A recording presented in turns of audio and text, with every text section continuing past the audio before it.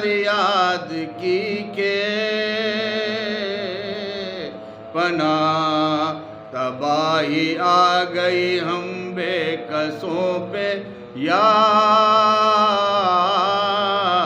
زہرا، یتیم ہو کے یہ ناشاد کام آیا ہے، پدر کو کھو کے وطن میں غلام آیا ہے، پکاری کوٹ کے چھاتی یہ زانِ نوشاد، جگر خراش ہے بی بی حسین کی روداد، میں بیوہ ہو گئی زہرا کا گھر ہوا برباد، رہا نہ کنبے میں باقی بجز سید سجاد، عجیب حادثہ ہم پر گزر گیا صغرا، پسر بھی مر گیا وارث بھی مر گیا صغرا، پسر بھی مر گیا وارث بھی مر گیا صغرا، سنان کی سے گئی جان میرے اکبر کی، چھینی چھیدی خدنگ سے ننھی سی گردن اصغر کی، چلی گلے پہ شہیدی کے دار خنجر کی، صفائی ہو گئی ایک دو پہر میں سب گھر کی، میں شہر شام تلک ننگے سر گئی صغرا، میں شہر شام تلک ننگے سر گئی صغرا، سکینہ قید میں گھٹ گھٹ کے مر گئی صغرا، سکینہ قید میں گھٹ گھٹ کے مر گئی صغرا، وطن میں جب کی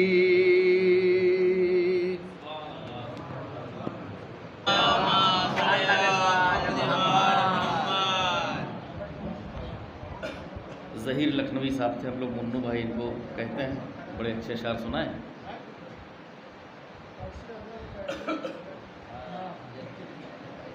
بس یہ 4-5 اشعار میں بھی پیش کر رہا ہوں، دیکھیں بطور خاص محسوس کر لیں، مطلب ایک میسیج ہے جہاں تک آواز جا رہی ہو حضور۔ کیا ہے کردار نبی سب کو بتائیں گے حسین، مصرع ثانی محسوس کریں حضرات، کیا ہے کردار نبی سب کو بتائیں گے حسین، کیا ہے کردار نبی سب کو بتائیں گے حسین، حر کو اپنے ہاتھ سے پانی پلائیں گے حر کو اپنے، کیا ہے کردار نبی، کیا ہے کردار نبی سب کو بتائیں گے حسین، حر کو اپنے ہاتھ سے پانی پلائیں گے حسین، حر کو اپنے ہاتھ سے پانی پلائیں گے حسین، حسن مطلب بطور خاص ادب ادب، کیا ہے کردار نبی سب کو بتائیں گے حسین، حر کو اپنے ہاتھ سے پانی پلائیں نہ حسن مطلب دیکھیں کہ شیر زہرا کا سر، شیر زہرا کا سر کچھ یوں دکھائیں گے حسین. مصرع ثانی دیکھیں راز بھائی.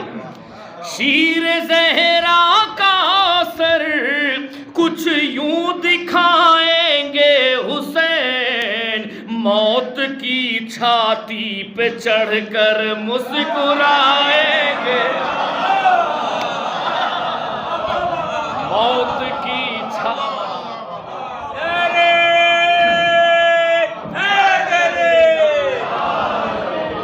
شیر زہرا کا سر کچھ یوں دکھائیں گے حسین، موت کی چھاتی پہ چڑھ کر مسکرائیں گے حسین، موت کی چھاتی پہ چڑھ کر مسکرائیں گے حسین. اور ایک میسج یہ بھی جہاں تک آواز آ رہی ہو کہ سر جھکا کر مجلس، سر جھکا کر مجلس سرور میں آؤ تو صحیح، سر جھکا کر مجلس سرور میں آؤ تو صحیح، مثل حر تم کو بھی سینے سے لگائیں گے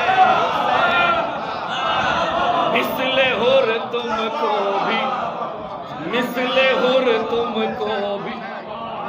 سر جھکا کر مجلس سرور میں آؤ تو صحیح، مثل حر تم کو بھی سینے سے لگائیں گے حسین، مثل حر تم کو بھی سینے سے لگائیں گے حسین. السلام کا شعر دیکھیں بطور خاص کہ خود کریں گی آیتیں، خود کریں گی آیتیں حلقے بریدہ کا طواف، خود کریں گی آیتیں حلقے بریدہ کا طواف، جب سنا کی نوک پہ قرآن سنائیں گے حسین، جب سنا کی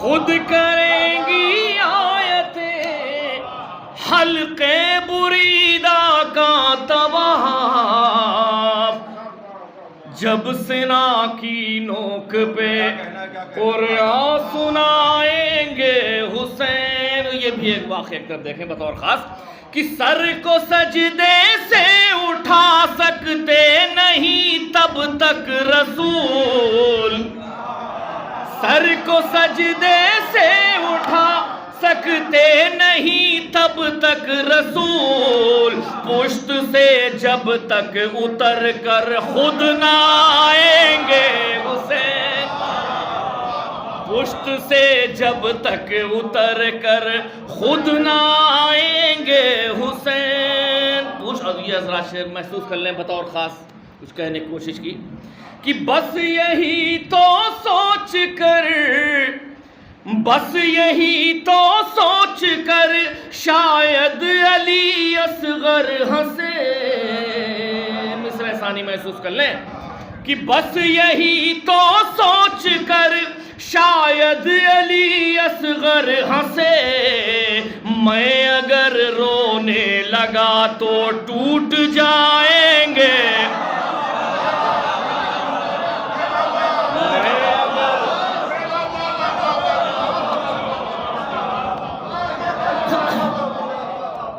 بس یہی تو سوچ کر، بس یہی تو سوچ کر شاید علی اصغر ہنسے،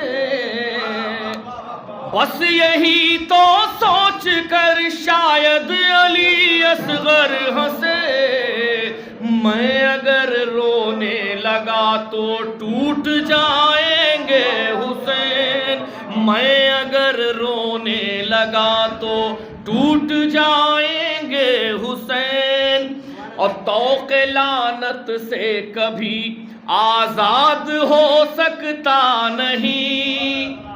یہ بھی کارنامہ تھا کہ توق لعنت سے کبھی آزاد ہو سکتا نہیں. طالب بیعت کو یوں قیدی بنائیں گے حسین. طالب بیعت کو یوں قیدی بنائیں گے حسین. اور ذات مصرع تھا کہ جب اذان دے گا مؤذن یاد آئیں گے حسین. تضمین ملاحظہ فرما لیں کہ طالب بیعت کو یوں قیدی بنائیں گے حسین. اور چاہ کر بھی ذہن سے تم دور کر سکتے نہیں. چاہ کر بھی ذہن سے تم دور کر سکتے نہیں. جب اذان دے گا مؤذن یاد آئیں گے حسین. چاہ کر بھی ذہن سے تم دور کر سکتے نہیں. جب اذان دے گا مؤذن یاد آئیں گے حسین. حر کو اپنے ہاتھ سے پانی پلائیں گے حسین.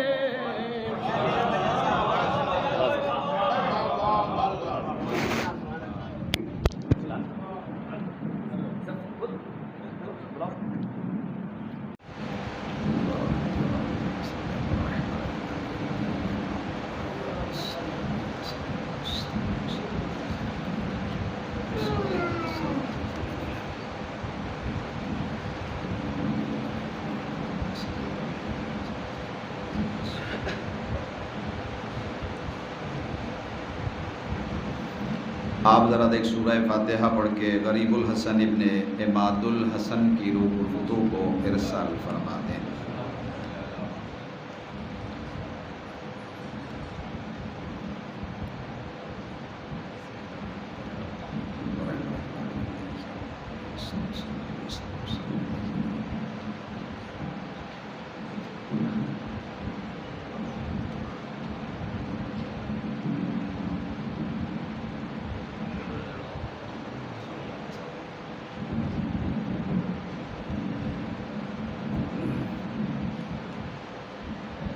اعوذ باللہ من الشیطان اللعین الرجیم. بسم اللہ الرحمن الرحیم. الحمد للہ رب العالمین. الصلاۃ والسلام والتحیۃ والاکرام علی النبی المکی المدنی القرشی الہاشمی الابتہی مولانا و مولا الثقلین جد الحسن والحسین ابی القاسم محمد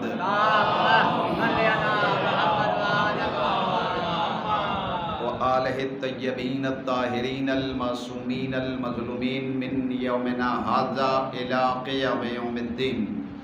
اما بعد فقد قال اللہ تعالی فی کتابہ الکریم وہو اصدق الصادقین وقولہ الحق.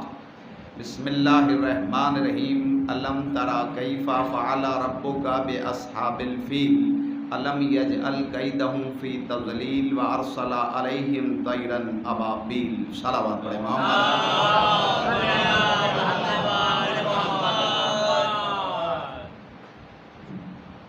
سماعتیں بیدار ہیں اور فیاض صاحب فیاضی کے ساتھ معرفت کے موتیوں کو لٹا رہے تھے. آپ لوٹ رہے تھے. یعنی یہ فیاض صاحب کی طرف سے فیضان ہو رہا تھا. ان کا فیضان تھا. آپ کا میلان ہو رہا تھا. تازہ ایمان ہو رہا تھا. ایک صلوات پڑھے محمد آل محمد.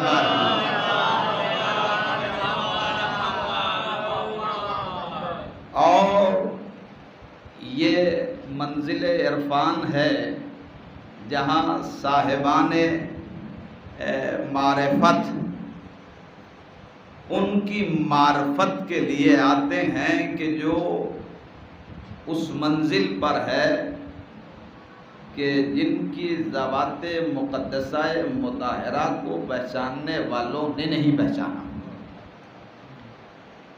اور میں یہ چاہتا ہوں کہ تھوڑا سا تاریخ سے بھی وابستگی ہو اور ہم سمجھیں تاریخ کے پنوں میں چھپی ہوئی آل محمد کی فضیلت، یا یہ کہہ دیا جائے کہ یہ خانوادہ رسالت مآب ان کے اجداد کے لیے، اس لیے کہ تاریخ کے مورخین نے بزرگوں کے اجداد کے کفر کو چھپانے کے لیے آل محمد کے اجداد کی فضیلت پر پردہ ڈالنے کی کوشش کی ہے.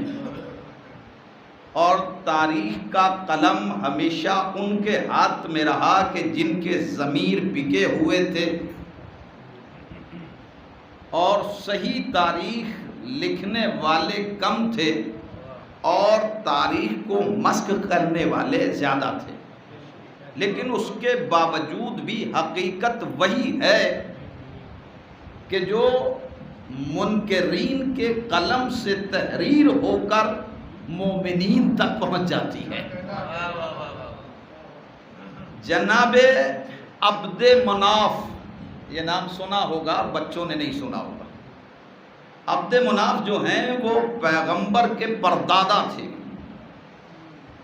جناب عبد مناف کے دو بیٹے تھے، ایک کا نام عبد الشمس تھا اور ایک کا نام عامر تھا. یہ دونوں جڑوا پیدا ہوئے تھے، عبد الشمس اور جناب عامر. جناب عبد الشمس کی پیشانی پر جناب عامر کا پیر چپکا ہوا تھا. یہ تاریخ ہے، یعنی ان کی عبد الشمس کی پیشانی پر جناب عامر کا جو ہے وہ پیر چپکا ہوا تھا. ولادت جب ہوئی تو یہ جڑوا پیدا ہوئے. اچھا، جب دنیا میں آئے تو ان کو جدا کیا گیا تلوار سے. نجومیوں نے یہ خبر دی کہ ان کے مابین ہمیشہ قتل و غارت اور جنگ و جدال کا سلسلہ جاری رہے گا.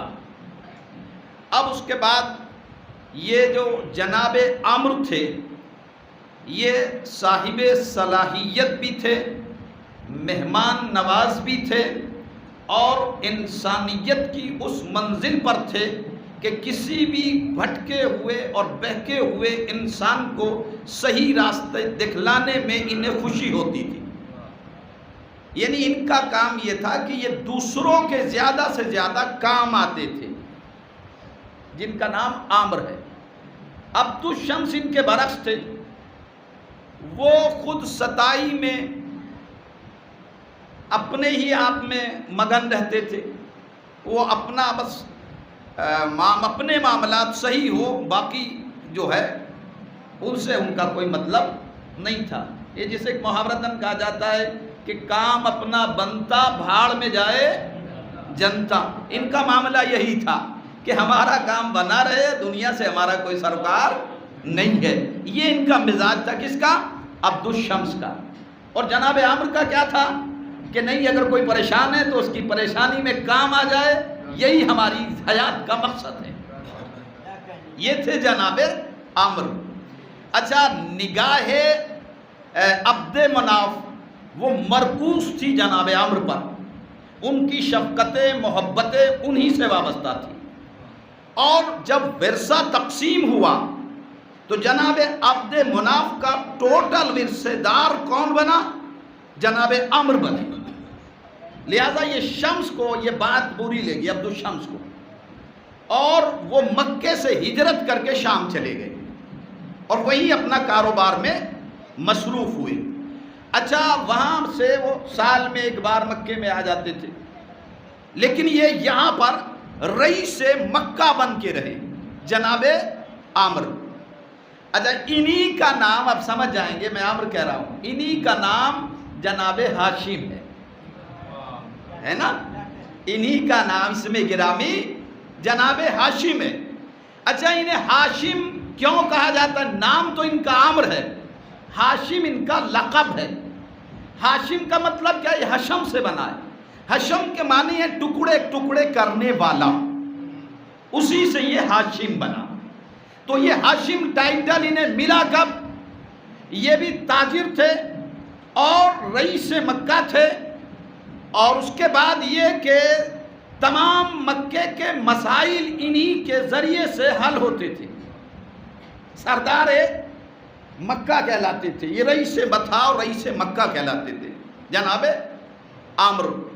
ان کا ہاشم لقب اس طرح پڑا کہ یہ تجارت کرتے تھے، سیریا گئے ہوئے تھے شام میں، ادھر مکے میں قحط پڑ گیا، مکے میں قحط پڑ گیا، انہیں معلوم ہوا، لہٰذا یہ آئے وہاں سے اور انہوں نے ایک اعلان عام کیا سرزمین مکہ پر کہ یہ جتنے بھی لوگ ہیں سب ہمارے دسترخوان کی زینت بنیں گے. قحط کا زمانہ ہے، انہوں نے دسترخوان بچھا دیا اور اعلان عام کر دیا. دیکھیے 1 اور 2 دن کسی کو کھلا دینا، دعوت کر دینا، یہ ایک آسان مرحلہ ہے، لیکن 4 مہینے مسلسل پورے مکے والوں کو، کیونکہ مکے کی آبادی بہت بڑی تھوڑا ہی تھی اس پیریڈ میں، مکے کی آبادی آج جیسے دیکھ رہے ہیں وہ مکہ نہیں تھا. یہ آپ بہت پہلے کی بات بتلا رہے ہیں ہم کہ اس وقت جتنے بھی لوگ تھے مکے میں وہ سب دسترخوانے جناب ہاشم کی زینت بنتے تھے. اچھا وہ ایک کھانا ہوتا تھا سرید کہلاتا تھا، عرب میں آج بھی چلتا ہے، وہ شوروا گوشت اور اس میں روٹیوں کے ٹکڑے کر کے جناب ہاشم رکھ دیتے تھے اور سب کے سامنے پیش کرتے تھے. اسے سرید کہا جاتا ہے آج بھی تاریخ میں. تو وہ کھانا چونکہ یہ ٹکڑے ٹکڑے کر کے روٹیوں کے سالن میں ڈال کے ان کے سامنے پیش کرتے تھے، تو ان کی سخاوت کی کثرت کی وجہ سے انہیں ہاشم کہا گیا. یعنی ان کا عالم یہ تھا کہ ان کے دروازے کے باہر پانی کی بڑی بڑی حوض بنی ہوئی تھی، حوضیں تھی، ان میں پانی بھرا رہتا تھا، دن بھر تنور چلتا رہتا تھا، روٹیوں کی خوشبو پھیلی رہتی تھی فضاؤں میں. کوئی بھوکا، کوئی پیاسا، کوئی مسافر کہیں سے آئے وہ یہاں دسترخوان جناب ہاشم سے سیراب ہو کے جائے. لوگ کہتے تھے کہ ان کے ہاتھ میں لکیریں نہیں ہیں، یہ دریائے سخاوت ہے جو بہہ رہا ہے. صلوات پڑھے محمد علی محمد. تو یہ رئیس بطھا کہلاتے تھے جناب ہاشم، اور یہ لہیم شہیم جسیم القامت وجیح چہرہ نور نبوت کے امین، جس طرف سے گزر جاتے پیشانی سے نور ساتے ہوتا، دیکھنے والوں کا جم میں غفیر ہو جاتا کہ کوئی گزر رہا ہے. یہ جو آج ہاشمی سنتے ہیں، ہاشمیوں کا خانوادہ، وہ انہی کی ذات طیبہ سے وابستہ ہے، انہی کے اولاد جناب ہاشم کی ہی ہاشمی کہلاتی ہے. تو اب آپ دیکھیں کہ یہ جو دوسرے بھائی تھے ان کے عبد الشمس، انہوں نے شادی ضرور کی لیکن لا ولد رہے، ان کے کوئی اولاد نہیں. 30 یا 40 کی ایج میں ان کا انتقال ہوا. انہوں نے ایک غلام رکھا، اس کا نام تھا امیہ. اب سمجھیے آپ، اس کا نام کیا تھا؟ امیہ تھا. یہ غلام کس کا تھا؟ جناب عبد الشمس کا تھا. عبد الشمس جناب عبد مناف کے بیٹے تھے، جناب ہاشم کے بھائی تھے. یہاں بھی تاریخ کے مورخ نے، کچھ تاریخ کے مورخوں نے بددیانتی سے کام لیا ہے. امیہ کو ان کا بیٹا بتایا ہے. ارے کہاں صاحبان طہارت، کہاں صاحبان نجاست، کہاں سرداروں کا سلسلہ، کہاں غلاموں کا سلسلہ. ایک صلوات پڑھے محمد علی محمد.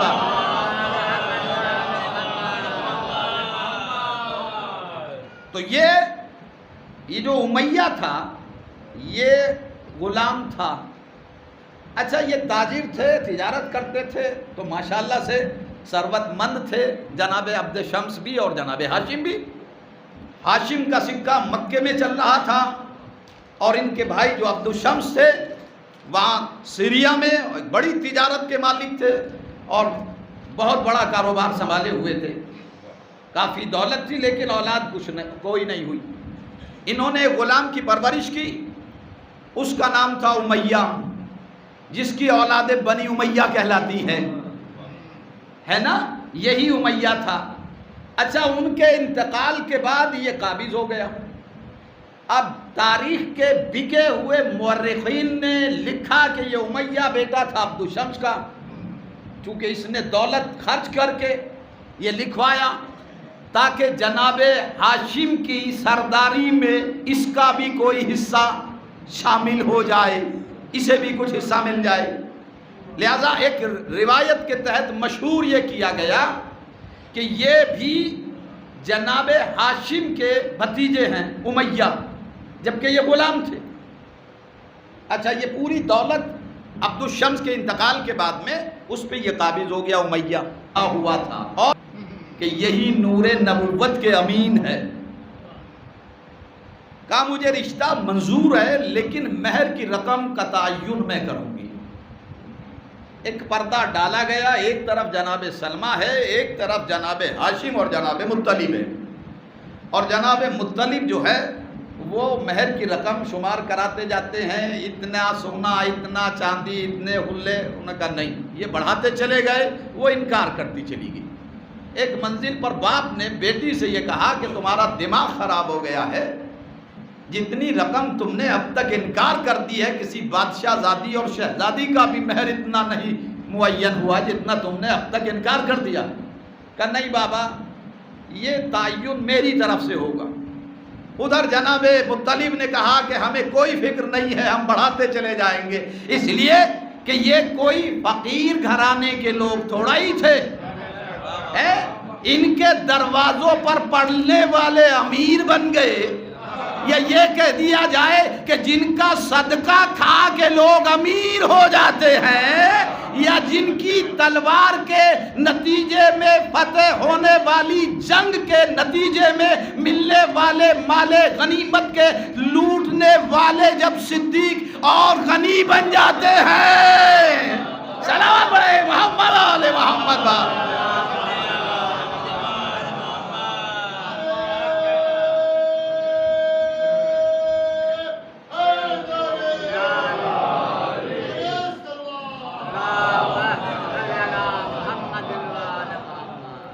تو یہ جناب ہاشم ایک منزل پہ آ کے جناب سلمہ نے کہا کہ مجھے قبول ہے یہ رقم.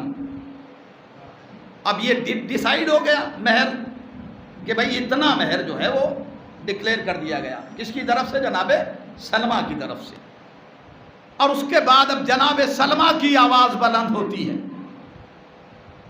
کہ یہ ساری رقم مہر، چونکہ انہیں پتا تھا کہ جناب ہاشم کتنے بڑے سخی کا نام ہے، ان کی سخاوت کے چرچے سرزمین عرب ہی پر نہیں تھے بلکہ عرب سے عجم تک ان کی سخاوت کے چرچے کیے جاتے تھے. اور پھر تاریخ اور توریت اور زبور ان کی فضیلتیں اپنے دامن میں سمیٹے ہوئے تھی. کہا یہ ساری رقم مہر میری طرف سے مکے کے غریبوں میں تقسیم کر دی جائے تاکہ انہیں پتا ہو جب شوہر اتنا سخی ہے تو زوجہ بھی سخاوت میں پیچھے نہ رہ جائے. صلوات پڑھے محمد علیہ محمد. یہ جناب ہاشم کی شادی ہوئی جناب سلمہ سے، اور اس کے بعد میں یہ مکے میں بیاہ کے لائے. اس کے بعد پھر واپس جب مدینے گئے اور یہ شام میں گئے جناب ہاشم تجارت کے لیے، تو ایک وصیت اپنی زوجہ جناب سلمہ سے کر کے گئے کہ دیکھو تمہارے یہاں ایک بچہ پیدا ہوگا، اس کا نام جو ہے آپ شیبہ رکھنا، شیبۃ الحم، شیبہ رکھنا. اس کی ولادت کو لوگوں سے پوشیدہ رکھنا. یہ وصیت کر کے شام میں تجارت کے لیے جناب ہاشم نکل گئے.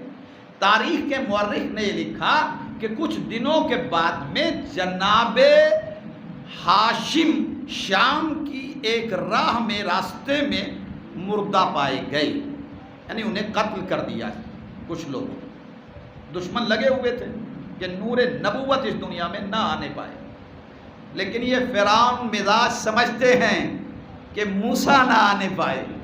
اللہ پھر بھی موسیٰ فرعون کے ہی گھر میں بھیج کے بتاتا ہے کہ تیری ساری کاوشیں ناکام ہو گئی، جسے ہم بھیجنا چاہتے ہیں تو روکنے والے اسے نہیں روک سکتے. نور منتقل ہو چکا تھا، ان کے یہاں ولادت ہوئی بیٹے کی جناب سلمہ کے. اور یہ پورا واقعہ پھر میں سمیٹ کے عرض کر رہا ہوں کہ یہ 10 سال کے یا 12 سال کے ہو گئے تو ان کے لیے حکم تھا کہ تمہیں مکے جانا ہے اور وہاں پر قضاوت کے کام انجام دینے.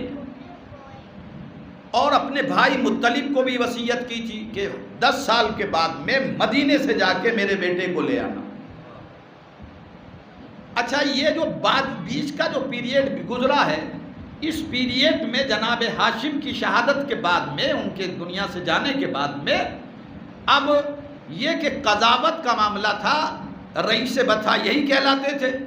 تو یہ بات دور اتنے ٹائم تک جناب مطلب نے سنبھالی، تاکہ انتظار کر رہے تھے کہ وہ آئے گا جو وارث ہے، وہ خود اس عنان کو سنبھالے گا.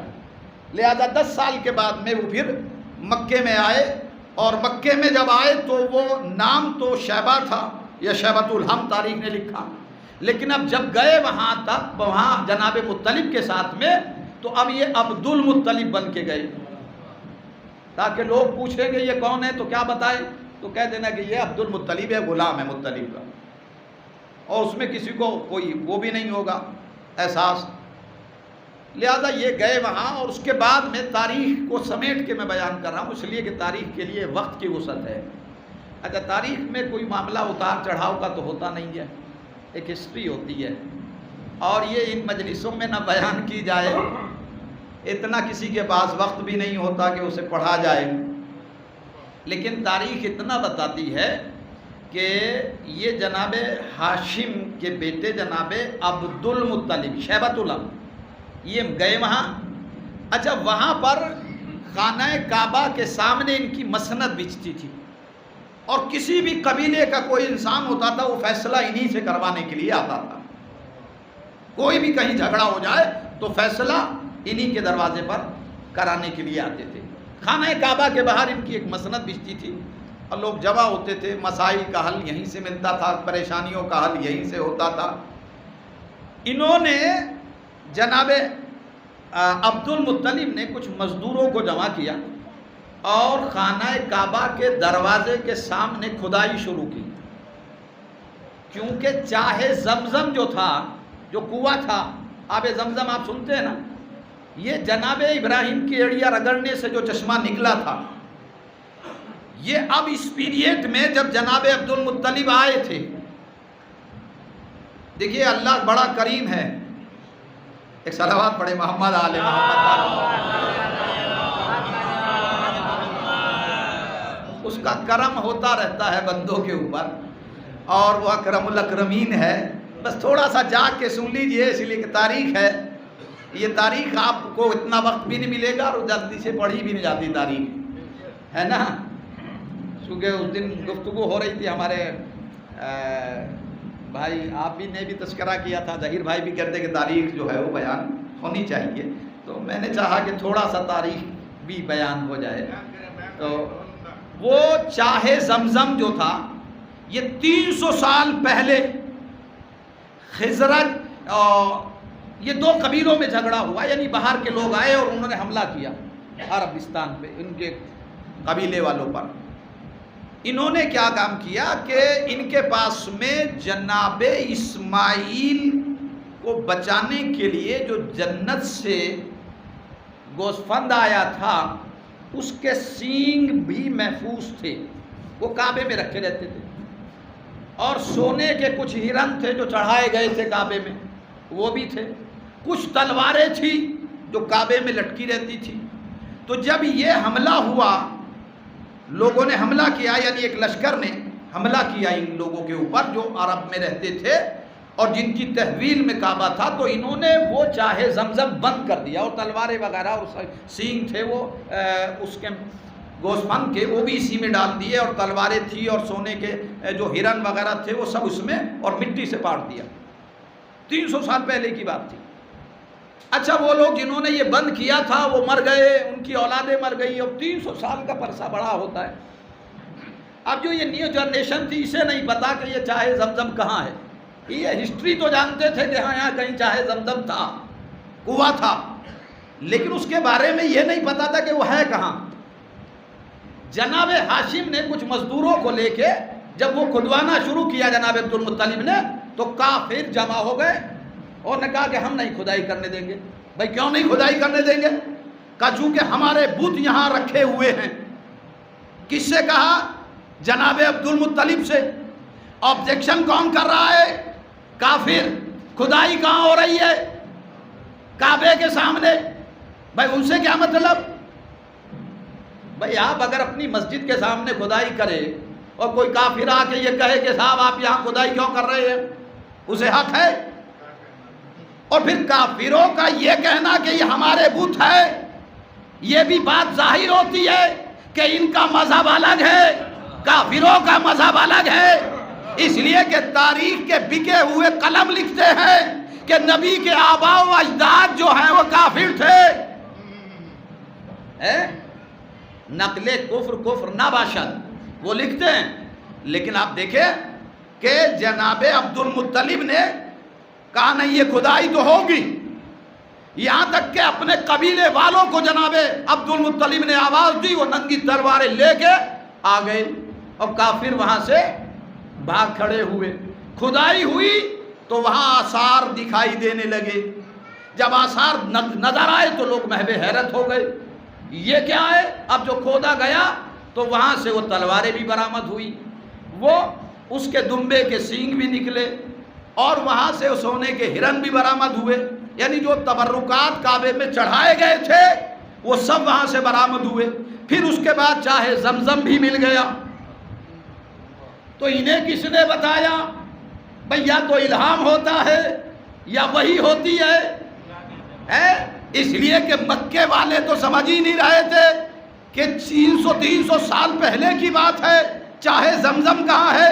اس کا مطلب یہ ہے کہ ان کو الہام کیا گیا کہ چاہے زمزم یہاں چھپا ہوا ہے، یہاں کھدائی کراؤ. تو یہ مرد مجاہد نے جب کھدایا تو وہاں سے چاہے زمزم برآمد ہوا. بڑی محنتوں کا سامنا کرنا پڑا، اور اسی کی کھدائی کے ٹائم میں انہوں نے ایک منت مانی تھی کہ پالنے والے اگر 10 بیٹے دے گا تو ایک بیٹا تیری بارگاہ میں قربان کر دوں گا. یہ تبھی منت مانی تھی جب چاہے زمزم کی کھدائی ہو رہی تھی. اچھا اب یہی ہے جناب عبد المطلب اور ان کے بیٹے ابو طالب. ادھر سے ابرہہ نے پوری فوج کے ساتھ میں چڑھائی کر دی مکے میں آ گیا اور خانہ کعبہ کو منہدم کرنے کے ارادے سے آیا، فوج لے کے آیا. اچھا یہاں کوئی ایسی آرمی تھی نہیں.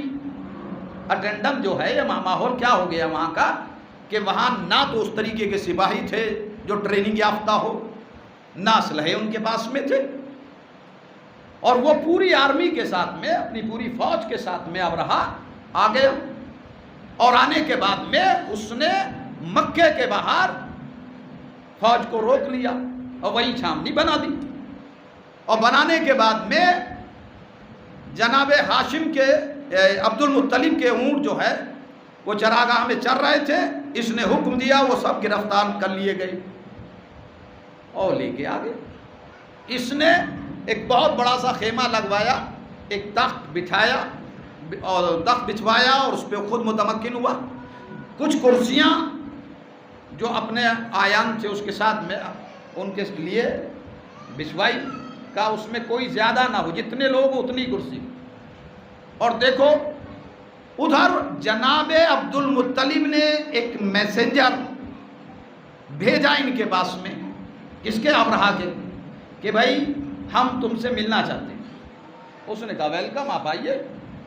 ادھر سپاہیوں کو اس نے یہ تاکید کی کہ سب کے سب اپنی اپنی کرسیوں پہ بیٹھ جانا اور کوئی احترام کے لیے نہ اٹھے، کوئی احترام کے لیے نہ اٹھے. یہ اس کا نظریہ تھا ابرہہ کا. اچھا جب آئے ہیں جناب عبد المطلب تو ساری کرسیاں جو پر تھی، جتنے تھے بیٹھنے والے اتنی ہی کرسیاں اس نے ڈلوائی تھی. وہ تخت پہ بیٹھا ہوا تھا. لیکن کیا کہا جائے کہ اللہ دشمن سے اگر حق نہ کہلوا دے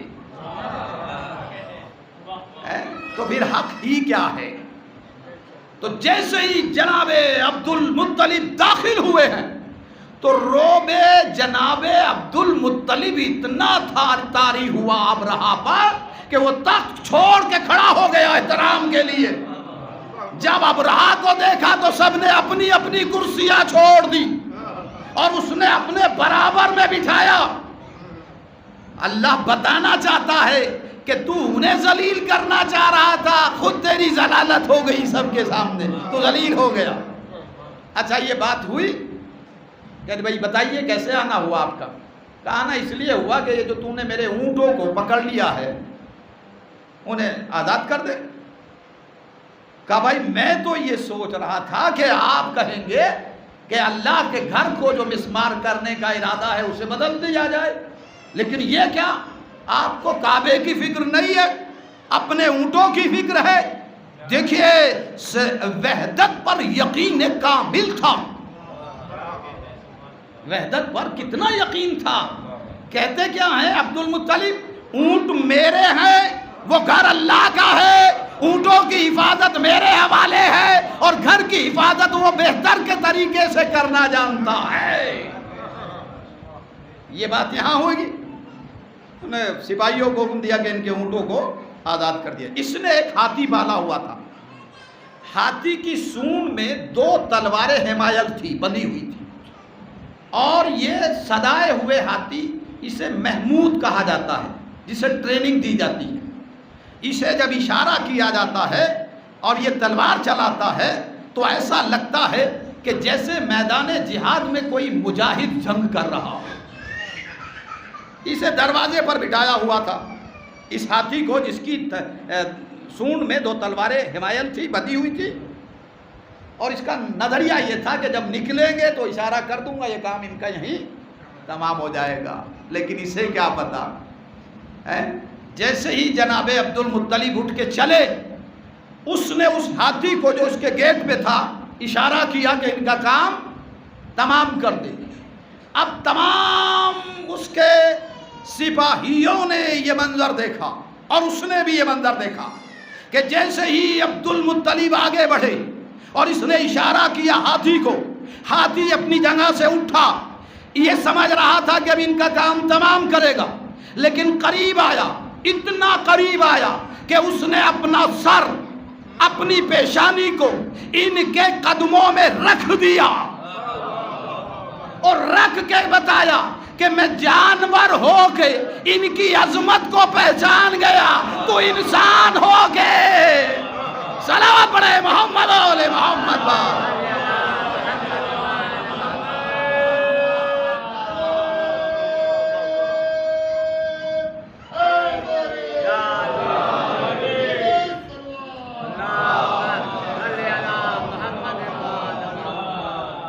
تو اب یہ ہوا کہ بھئی یہ کیا ماجرا ہے، یہ کون ہے؟ کہا یہ جانور پہچان گئے ان کی شخصیت کو اور ان کی عظمت کو. یہ کیسا انسان ہے جو نہیں پہچان پایا؟ اس نے کہا کہ یہ عجیب ہے، میرا صدایا ہوا ہاتھی آج تک میرے سامنے اس نے سر نہیں جھکایا، میرے دشمن کے سامنے سر بسجود ہو گیا. کہا نہیں، یہ بتا رہا ہے کہ جانور سے بھی بدتر ہے تو. جانور عظمت سمجھ جاتا ہے.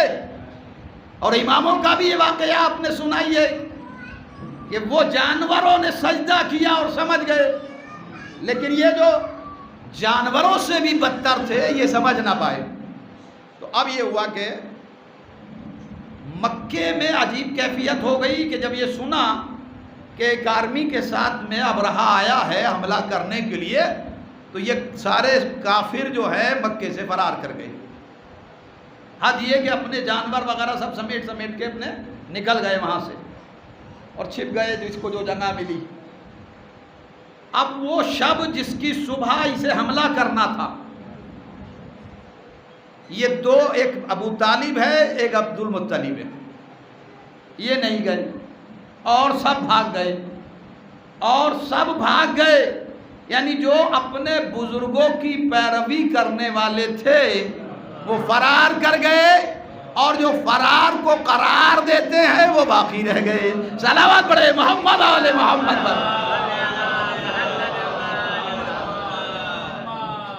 لہذا اب صبح نمودار ہوئی، یہ باپ اور بیٹا گئے بیت اللہ کے قریب میں۔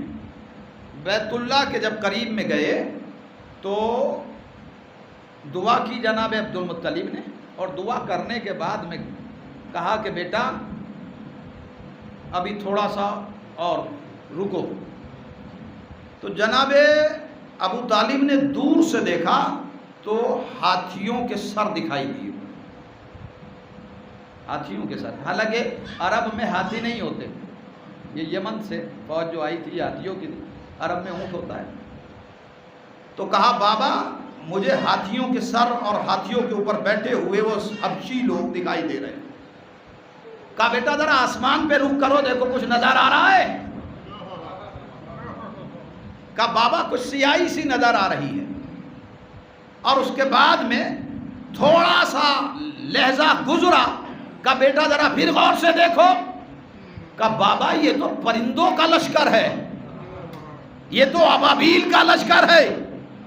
اب ادھر سے یہ ہاتھیوں کا لشکر بڑھ رہا تھا، ادھر سے ابابیل کا لشکر بڑھ رہا تھا، ادھر سے حفاظت کعبہ کے لیے پرندے آئے، ادھر سے کعبے کو مسمار کرنے کے لیے ہاتھیوں پہ سوار ہو کے حبشی آئے۔ لیکن اب عالم کیا ہوا؟ عبد المطلب کی زبان سے نکلے ہوئے جملے باب اجابت سے ٹکرائے۔ پالنے والے تجھ سے بہتر حفاظت کون کر سکتا ہے؟ اس لیے کہ دشمن جیسے ہی قریب آیا ادھر سے ابابیلوں کا لشکر آ گیا۔ پرندوں میں بہت چھوٹا پرندہ، اس کی منقار بہت چھوٹی سی، منقار میں آنے والی کنکر بھی بہت چھوٹی سی تھی۔ اب جو بمباری کی ہے ان پرندوں نے، یہ اسلام کی طرف سے دشمن پر پہلی بمباری تھی۔ یہیں سے ایٹم کی طاقت ملتی ہے۔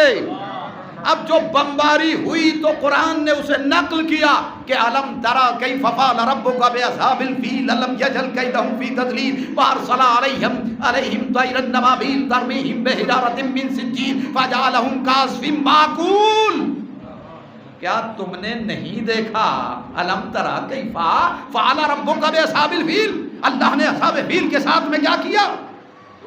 الم ترى کیف فعل ربک باصحاب الفیل الم یجعل کیدہم فی تضلیل، اللہ نے انہیں کیسے ذلت اور مذلت کے قارے اس کے گڑھے میں ان کو گرا دیا ہے، قارے مذلت میں ڈھکیل دیا ہے۔ الم ترى کیف فعل ربک باصحاب الفیل الم یجعل کیدہم فی تضلیل وارسل علیہم طیرا ابابیل، اللہ نے پرندوں کا ایک گول بھیجا، ترمیہم بحجارۃ من سجیل، ان کی منقاروں میں کھرونجے کی چھوٹی چھوٹی کنکریں تھی۔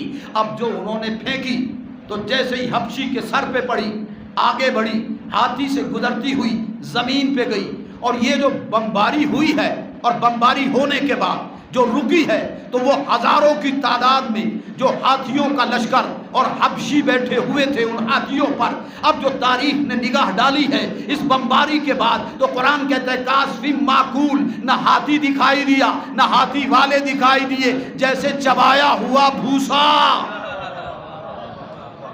یہ کنکری آئی کہاں سے تھی؟ کہا آسمان سے۔ تو جہاں کی کنکری نے فوج کا بھوسا بنا ڈالا، وہاں کے کارخانے کی ڈھلی تلوار کیا ہوگی؟ صلوات پڑھے محمد آل محمد۔ تو یہ ہے جناب عبد المطلب۔ سخاوت کا سلسلہ یہیں سے جاری ہوا۔ آج لوگ کہتے ہیں مجلس کے نام پہ آپ بہت خرچ کر دیتے ہیں، اتنا لٹا دیتے ہیں 2 مہینے 8 دن میں کہ کسی بھی ملک کا خرچ جو ہے وہ کچھ دن تک چل سکتا ہے جو حسین کے نام سے لٹایا جاتا ہے۔ ارے جناب ہاشم سے کی سیرت پر جو عمل کر رہے ہیں تو جب وہاں کوئی کمی نہیں آئی ہے تو حسین کے دسترخوان بچھانے والوں کے یہاں کیسے کمی ہو سکتی ہے؟ یہی وجہ ہے کہ لوگ بخیل لوگ جو اپنے دسترخوان کو سمیٹ لیتے ہیں، جب وہ کربلا میں 85 کلومیٹر لمبے دسترخوان کو دیکھتے ہیں تو ان کی آنکھیں کھلی کی کھلی رہ جاتی ہے کہ یہ کس کے نام سے بچھایا گیا ہے۔ یہ کریم ابن کریم ہے، کسی مسافر کو نہیں جانے دیتا کہ جب تک وہ سیراب نہ ہو جائے۔ آپ دیکھتے ہیں کربلا میں لوگ پکڑ پکڑ کے کہتے ہیں تھوڑا سا نام حسین سے چکھ لیجیے، کوئی پانی لیے ہوئے کہہ رہا ہے حسین کے نام سے اسے پی لیجیے، کوئی شربت لے کے آگے بڑھ رہا ہے، کوئی کھانا حسین کے نام سے کھلا رہا ہے۔ کتنا کریم ہے وہ مولا کہ جس کے کرم کا دریا پوری کائنات میں بہہ رہا ہے۔ کیسا تھا وہ کربلا کا مسافر کہ غیر مذہب والے بھی کھس کے چلے آئے، ورنہ وہب کا کیا رشتہ ہے حسین ابن علی سے؟ اس کا مذہب الگ ہے، وہ نصرانی ہے، لیکن جب حسین کے کرم کا دریا دیکھا، حسین کے صبر کو دیکھا، تو جاتے ہوئے جو شادی کر کے جا رہا تھا، ماں ساتھ میں تھی، قافلہ روک دیا، ماں نے بیٹے سے کہا بیٹا جاؤ اور جا کے پوچھو یہ کن کے خیمے ہے۔ ایک طرف ہزاروں کی تعداد میں خیمے ہے اور ایک طرف چند خیمے ہیں سرزمین کربلا پر، اور غازی ابو الفضل عباس پہرے پہ کھڑا ہوا۔ یہ وہب قلبی قریب جا کے کہتا ہے کہ یہ خیام کن کے ہیں؟ کہا یہ مسافروں کے ہیں، ایک بے وطن کے ہیں۔ آپ کون ہیں؟ کہا میں ان کا غلام ہوں۔ واپس آیا، اماں یہ کسی پردیسی کے خیمے ہیں، کسی بے وطن کے خیمے ہیں۔ کہا بیٹا پوچھ کے آؤ کہ یہ لوگ کون ہیں، یہ کن کے خیام ہے؟ جب دوبارہ گیا ہے نا وہب قلبی غازی کی خدمت میں، تو کہتے ہیں کہ یہ سید کے خیمے ہیں، یہ مدینے والے مسافروں کے خیمے ہیں، سید کے خیمے۔ بس جب یہ وہب قلبی نے ماں سے آ کے بتایا کہ اماں وہ جو مسافر کھڑا ہوا ہے پہرے پہ پہرا دے رہا ہے، وہ یہ کہہ رہا ہے کہ یہ سید کے خیمے، تڑپ گئی ماں، تڑپ کے کہتی ہے بیٹا اتنا اور پوچھ لو کہ کیا یہ مباہلے والے سیدوں کے خیمے ہیں؟ وہ شہنشاہ وفا کی خدمت میں حاضر ہو کے وہب قلبی کہتا ہے اتنا اور بتا دیجئے کہ کیا یہ مباہلے والے سید ہیں؟ کہاں یہ مباہلے والے سید ہے، آج مصیبت کے عالم میں ہے، چاروں طرف سے دشمنوں کے نرغے میں گرے ہوئے۔ ماں نے کہا بیٹا ان براتیوں کو واپس کر دو، واپس کر دیا، خود آقا کی خدمت میں ہاتھ جوڑے ہوئے، اے مباہلے والے سید اگر ہم آپ کے کام آ سکے تو یہ غلام حاضر ہے، میں چاہتی ہوں کہ یہ اپنے بیٹے کو آپ پر قربان کر دو۔ کہا نہیں آپ کا مذہب الگ ہے، ہمارا مذہب الگ ہے، نہیں ہم کلمہ پڑھنے کے لیے تیار ہیں، آپ میرے بیٹے کو کلمہ پڑھا دیجئے۔ دیکھیے یزیدی فوج یہ نگاہوں سے منظر دیکھ رہی ہے کہ ایک نصرانی آیا ہے حسین کے قدموں میں، اور ایک ماں نے اپنے بیٹے کو اجازت دی کہ بیٹا دیکھو حسین پہ قربان ہو جانا ہی مقصد حیات ہے، آقا میرے بیٹے کو اجازت دے دیجئے۔ کلمہ پڑھ لیا اور پھر اب اجازت مانگ رہی ہے، ہماری مائیں قربان وہب قلبی کی ماں پر۔ دیکھیے ہم بہت چاہتے ہیں، ہم امام حسین کے چاہنے والے ہیں، لیکن ہمیں خود اپنی چاہت کا اندازہ ہے ہم کس حد تک چاہتے ہیں۔ ہم روز منظر دیکھتے ہیں مجلس میں کہ گرمی ہو رہی ہے تو لوگ باہر ہی کھڑے ہوئے ہیں، یہ ہماری چاہت کے تقاضے ہیں، اور ہماری نگاہ گھڑی پہ رہتی ہے کہ جلدی سے ختم ہو جائے ہم اپنے گھر چلے جائیں۔ لیکن کوئی وہب قلبی سے پوچھے اور اس کی ماں سے پوچھے کہ اس شدید گرمی کے عالم میں اور قربانیوں کا مختل جب سج رہا ہو، اپنے جوان بیٹے کو مختل میں بھیج رہی ہو، کلیجہ چاہیے مختل میں قربان ہونے کے لیے۔ دیکھیں جھوٹی محبت کے دعوے کرنے والے بہت ہیں، لیکن قربان ہونے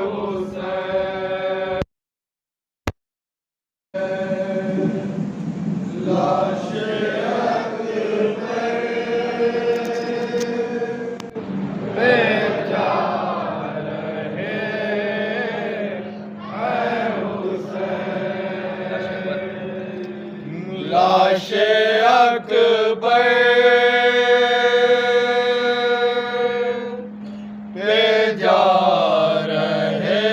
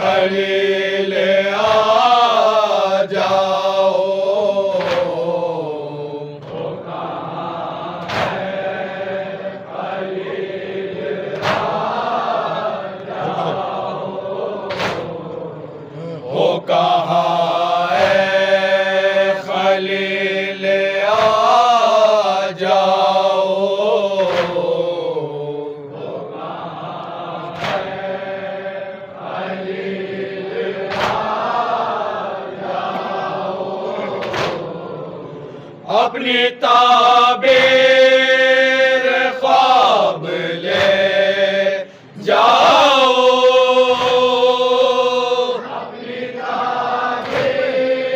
اپنی تعبیر خواب لے جاؤ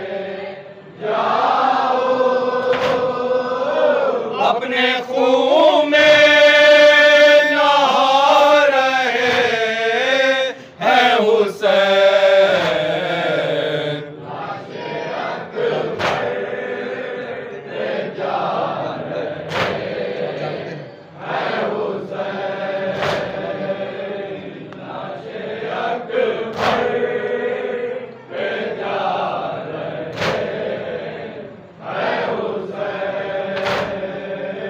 جانتے ہیں کہ مر گئے اکبر جانتے ہیں کہ مر گئے اکبر پھر بھی لاش جواب رو رو کر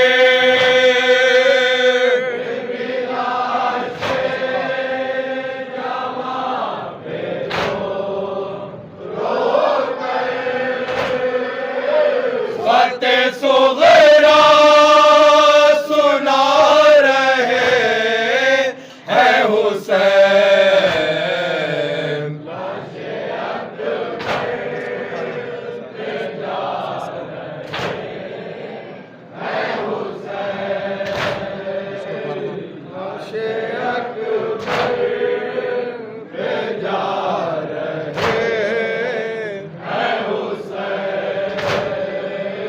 جس کو 18 سال پالا تھا جس کو 18 سال پالا تھا ان کی پیری کا جو سہارا تھا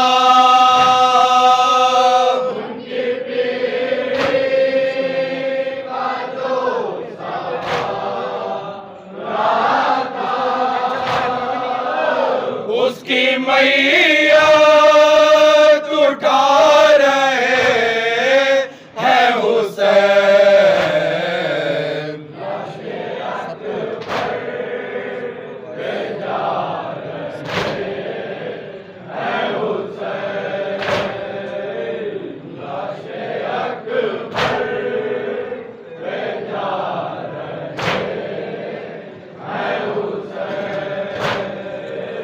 سب کو آواز دے کے دیکھ چکے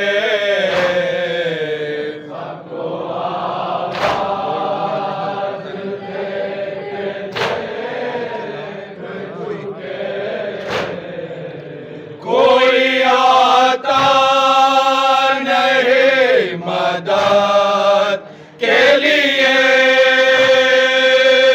کوئی آتا نہیں مدد کے لیے ایک کو بلا رہے ہیں حسین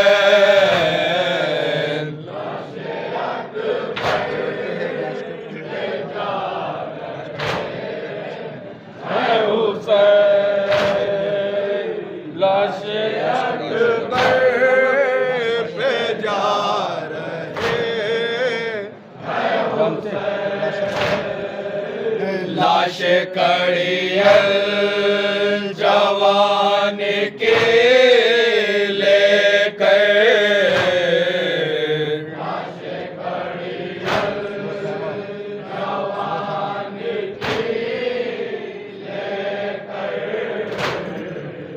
سوئے خیمہ تو جا رہے ہیں مگر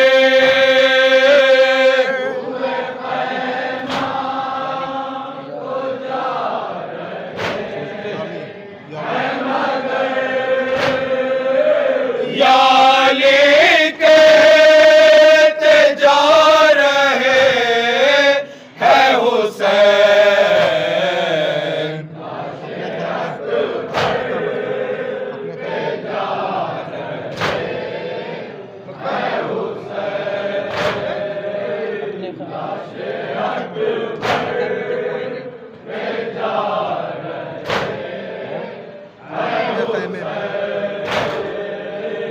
اپنے خیمے میں جب وہ آئیں گے اپنے خیمے میں جب وہ آئیں گے ام لیلا سے کیا بتائیں گے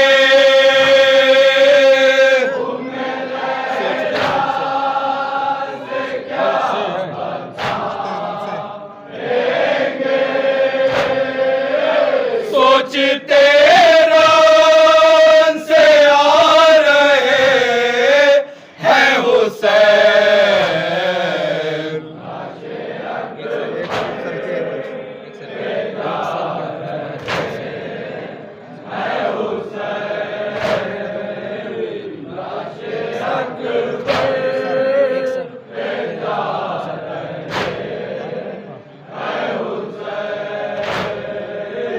ایک سر کے عوض بہتر سر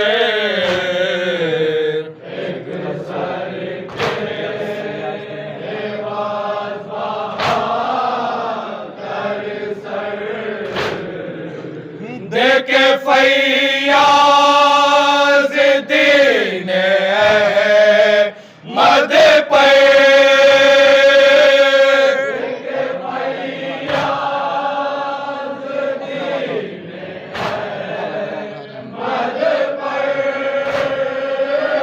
اپنا وعدہ نبھا رہے ہیں حسین